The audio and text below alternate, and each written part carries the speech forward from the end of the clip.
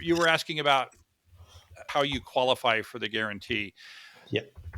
One other area when we compare our guarantee to some others is that they have some odd exclusions that we do not have. Our exclusions and inclusions are all, I would say, common sense.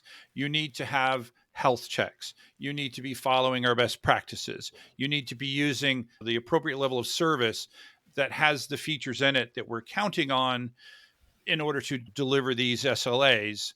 We don't have weird things like, oh, and by the way, if you're the reason you got ransomware, we're not going to pay the guarantee, right? There Right. are other vendors that have guarantees, as I make quotes in the air, that have weird legalese exclusions in them that say things that sound like if the reason you got ransomware was internal negligence.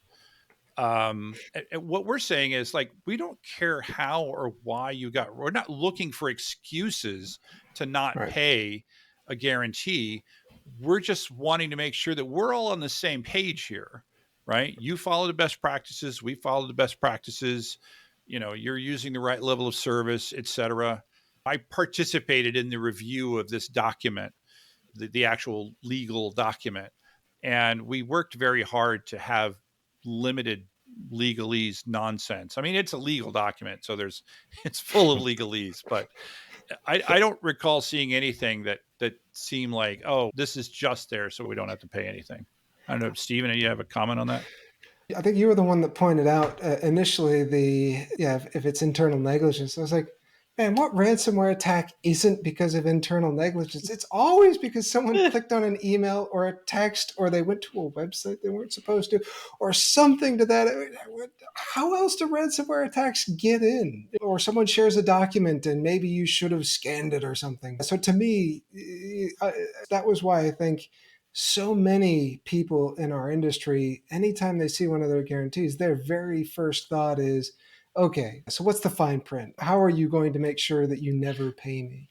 And I agree. Our goal was, we believe in our service. And something that I think you pointed out is, on most of these things, they were already part of our contract anyway. So we're Right. drawing attention to it. But this isn't like a whole bunch of new stuff we came up with to make a press release. It's like, oh, man, if other people are making noise about stuff that isn't even that realistic, we should probably make noise about the stuff that we do that affects people on a daily basis.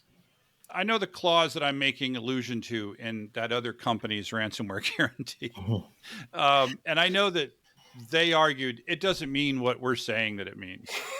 And I'm like, but it sure really reads that way. Like, Yeah.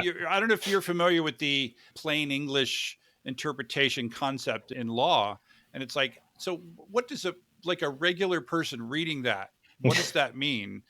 And it reads that way. And what's worse is the language is actually at best ambiguous, and you could interpret it to mean either thing. And that is not a good place to be in if you're on the potential receiving end of a guarantee that's poorly worded.